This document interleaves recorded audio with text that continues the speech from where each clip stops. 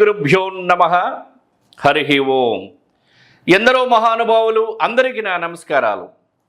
వాస్తు వాస్తవం, జ్యోతిష్యం నిజం అనేటువంటి నినాదంతో మనం ముందుకు వెళ్తూ ఉన్నాం.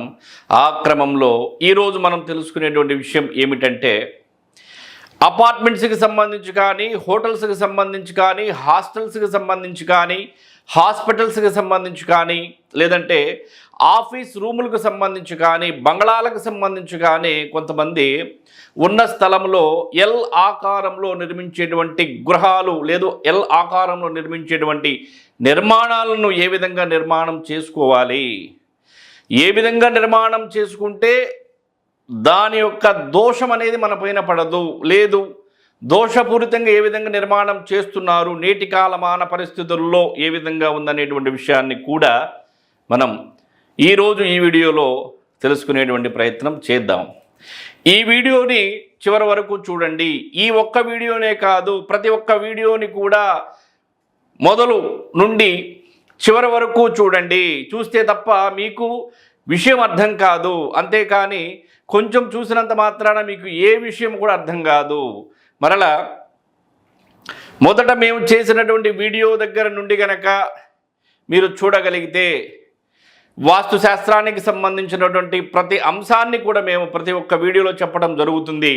ఆ సమాచారం కూడా మీకు తెలుస్తుంది. ఈ ఎల్ ఆకారంలో నిర్మించేటువంటి నిర్మాణాలు గృహానికి సంబంధించి అంత యోగదాయకమైనటువంటివి కావు. అయితే ఈ నిర్మాణాలు ఎక్కువగా కూడా హాస్టల్స్కి సంబంధించి, పెద్ద పెద్ద హాస్టల్స్కి సంబంధించి, కాలేజీస్కి సంబంధించి, లేదు స్కూల్స్కి సంబంధించి, లేదా హోటల్స్కి సంబంధించి, లేదు అపార్ట్మెంట్స్కి సంబంధించి, లేదా ఆఫీస్ రూములకు సంబంధించి నిర్మాణాలు చేస్తుంటారు. కానీ అవి కూడా దోషపూరితంగా నిర్మాణం చేస్తుంటారు. అంటే విషయం తెలియక, కొంతమంది విషయం తెలియక చేస్తుంటారు, కొంతమంది విషయం తెలుసు కూడా ఏముందులే తర్వాత చూద్దాంలని చేస్తుంటారు. అంటే వాటికి సంబంధించి మనం ఈ మ్యాప్లో గనక పరిశీలిస్తే 1, 2, 3, 4 ఇది ద్విశాల నిర్ణయం, ద్విశాల నిర్ణయం, త్రిశాల నిర్ణయం. త్రిశాల నిర్ణయం అంటే యు ఆకారం, ద్విశాల నిర్ణయం అంటే 2 ఎల్ ఆకారం, 2 నిర్మాణాలు కలిసి నిర్మించడం. సో దీనికి సంబంధించి ఈ మ్యాప్ను కనుక మీరు పరిశీలిస్తే ఇక్కడ 4 ద్విశాల నిర్మాణాలు ఉన్నాయి. ఈ నిర్మాణాలు ఏ విధంగా ఉంటాయనేటువంటిది మనం తెలుసుకునేటువంటి ప్రయత్నం చేద్దాం. మొదటగా తూర్పు స్థలము, తూర్పు స్థలానికి సంబంధించినటువంటి నిర్మాణం. ఈ తూర్పు స్థలం నిర్మాణం అంటే ఇది ద్విశాల నిర్మాణం చేశారు, ఎల్ ఆకారంలో నిర్మాణం చేశారు. ఇది అపార్ట్మెంట్ కావచ్చు, హోటల్ కావచ్చు, స్కూల్ కావచ్చు, కాలేజీ కావచ్చు, లేదంటే ఆఫీస్ రూమ్కి సంబంధించి కావచ్చు, లేదు ఏదైనా వ్యాపార సంస్థ ఏదైనా కావచ్చు. ఇది ఎలా నిర్మాణం చేశారు చూడండి. ఉత్తరం నిర్మాణం ఉంది, తూర్పు నిర్మాణం ఉంది, పడమర నైరుతి తెరప, దక్షిణ నైరుతి తెరప, నైరుతి మూల తెరప. ఇక్కడ చూడండి. సో పడమర నైరుతి తెరప, దక్షిణ నైరుతి తెరప, నైరుతి మూల తెరప. దీనివల్ల ఏమైందంటే నైరుతి పెరిగిపోయింది, ఈశాన్యం బరువైపోయింది. ఈ నిర్మాణం చివరికి శిథిలమవుతుంది. అంటే ఈ నిర్మాణం పెద్ద యోగదాయకంగా ఏముండదు, చివరికి శిథిలమైపోయి పాడుపడిపోతుంది. కాబట్టి ఇలా నిర్మాణం అనేది చెయ్యకూడదు. తర్వాత వచ్చేసి రెండో స్థలంలో ఉన్నటువంటి ద్విశాల నిర్మాణాన్ని కనుక మనం చూస్తే, అంటే ఇది అంత యోగదాయకమైనది కాదు, రాంగ్.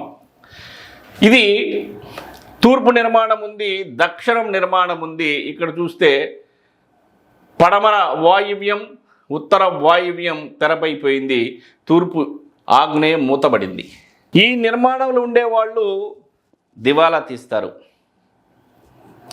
ఇప్పుడు వాస్తుకు సంబంధించి సరే వాస్తు పాటించొద్దు, మంచి జరగాలి కదా, వాస్తు పాటించాల్సిన పని లేదు, మనకి ఏ విధంగా మంచి జరుగుతుంది అనేటువంటిది కూడా మనం తెలుసుకోవాలి కదా. సరే వాస్తు లేదు, వాస్తు శాస్త్రం లేదు, ఏమీ లేదు అనుకోండి, మనకు మంచి ఎలా జరుగుతుంది? శాస్త్రాన్ని పాటించకపోతే మనకు మంచి జరగాలి కదా, మరి మంచి ఎందుకు జరగట్లేదు? భగవంతుడు ఉన్నప్పుడు మంచి ఎందుకు జరగట్లేదు? శాస్త్రాన్ని పాటించాలి, పాటిస్తేనే మంచి జరుగుతుంది. సో ఈ విధంగా గనక తూర్పు భాగంలో, దక్షిణ భాగంలో, ఆగ్నేయ భాగంలో గనక స్థలంలో గనక ద్విశాల నిర్మాణాలు ఉన్నప్పుడు ఇందులో ఉండేవాళ్ళు దివాలా తీస్తారు, ఆర్థికంగా పతనమైపోతారు. కాబట్టి ఇటువంటి నిర్మాణాలు చెయ్యకూడదు, ఇది కూడా రాంగ్. తర్వాత మూడో నిర్మాణానికి సంబంధించి కనుక మనం పరిశీలిస్తే పడమర దక్షిణం నిర్మాణం ఉండి ఉత్తరం తూర్పు ఈశాన్యం తెరపగా ఖాళీగా ఉంది, ఇది సుభిక్షం. ఈ నిర్మాణం ఈ విధంగా ద్విశాల నిర్మాణం చేసుకోవచ్చు. తర్వాత నాలుగో బ్లాకుకు సంబంధించి కనుక మనం చూస్తే ఇందులో కూడా ఈ 4 నిర్మాణానికి సంబంధించి కూడా ఉత్తరం నిర్మాణం ఉంది, పడమర నిర్మాణం ఉంది, ఆగ్నేయం తెరపైంది, వాయువ్యం మూతబడింది. ఈ గృహంలో ఉండేటువంటి వాళ్ళు అష్ట కష్టాలకు గురవుతారు. ఈ నిర్మాణంలో ఉండేటువంటి వాళ్ళు ఇలాంటి ద్విశాల నిర్మాణం, ఇలాంటి ఎల్ ఆకారంలో ఉండేటువంటి ఏ సంస్థ అయినా సరే, ఏదైనా సరే ఈ నిర్మాణం ఉండేటువంటి వాళ్ళు అష్ట కష్టాలకు గురవుతారు. సో ఇది కూడా రాంగ్.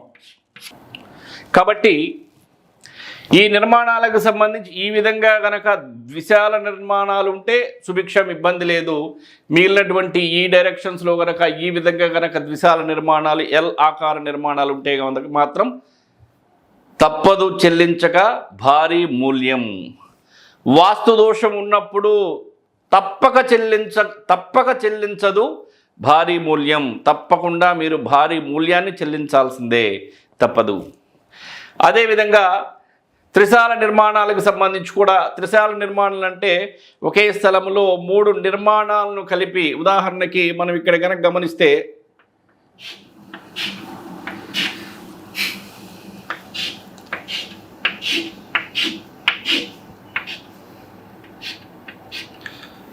సో ఈ విధంగా కనుక 1, 2, 3 ఈ విధంగా నిర్మాణం కనుక ఉంటే అది త్రిశాల నిర్మాణం ఉంటుంది. త్రిశాల 3 నిర్మాణాలు కలిసి కట్టేటువంటి దాన్ని త్రిశాల నిర్మాణం అంటారు. అందులో కూడా ఏ విధంగా నిర్మాణం చేసుకోవాలి అని వాస్తుశాస్త్రం ప్రకారం మాత్రమే నిర్మాణం చేయండి.